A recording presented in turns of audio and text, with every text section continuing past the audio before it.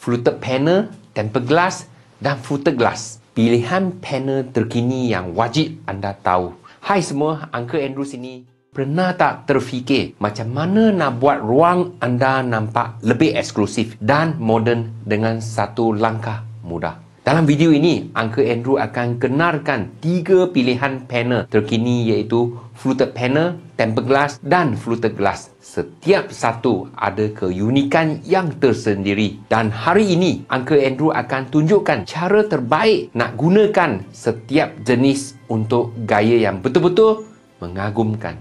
Okey, jom kita kenal dulu setiap jenis panel ini. Pertama, fluted panel. Fluted panel mempunyai permukaan beralun yang bagi tekstur mewah pada dinding. Ini sesuai untuk ruang tamu atau mana-mana sudut rumah yang nak nampak stylish. Kedua, tempered glass. Tempered glass merupakan jenis kaca yang lebih tahan lasak dan selamat. Perfect untuk pintu bilik mandi atau pintu utama. Dan terakhir sekali, fluted glass. Fluted glass mempunyai gabungan tekstur alur pada kaca yang membenarkan cahaya masuk sambil mengekalkan privasi. Kalau nak ruang nampak mahal tapi tetap praktikal, 3 jenis panel ini memang pilihan yang tepat.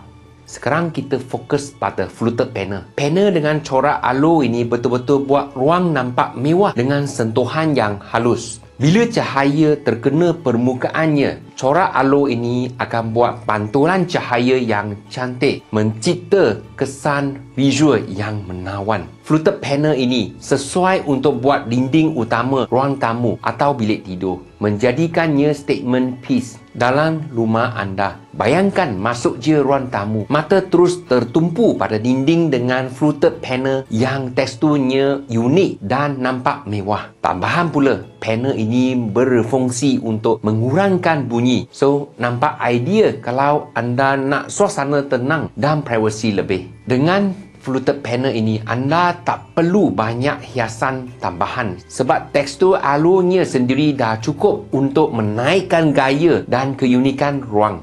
Seterusnya, kita ada tempered glass. Kalau anda ingin kaca yang kuat dan selamat, tempered glass memang pilihan terbaik. Berbanding kaca biasa, tempered glass lebih tahan lasak dan direka untuk pecah dalam bentuk sepihan kecil. Jadi, ia lebih selamat terutama di ruang dengan anak kecil atau tempat kerja yang sibuk, dari bilik mandi ke pintu utama. Tempered glass ini bukan je nampak elegan tetapi juga praktikal dan tahan lama. Dan yang bestnya, dia mudah nak dibersihkan, tahan calar, tahan suhu tinggi. Jadi sangat sesuai untuk tempat-tempat yang kerap digunakan. Dan ketiga, fluted panel glass. Kalau nak gabungan gaya dan privasi, fluted glass ini memang pilihan yang tepat. Tekstur alur pada kaca ini bagi privasi yang cukup tapi masih benarkan cahaya masuk. Buat ruang nampak cerah tetapi tidak terlalu terdedah. Sesuai sangat untuk pemisah ruang di pejabat,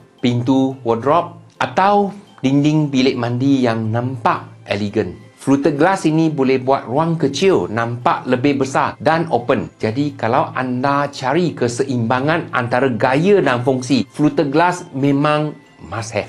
Jadi, macam mana nak guna panel-panel ini dengan gaya yang betul?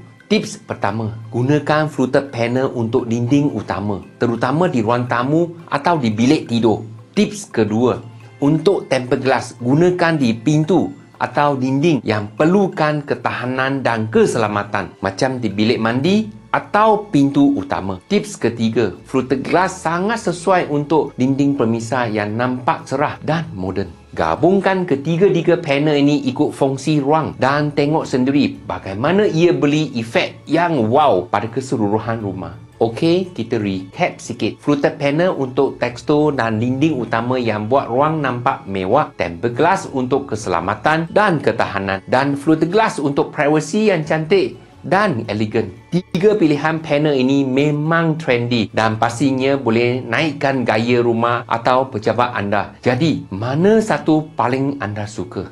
Kalau anda rasa video ini beri idea baru dan menarik, jangan lupa tekan butang like, subscribe dan share dengan kawan-kawan.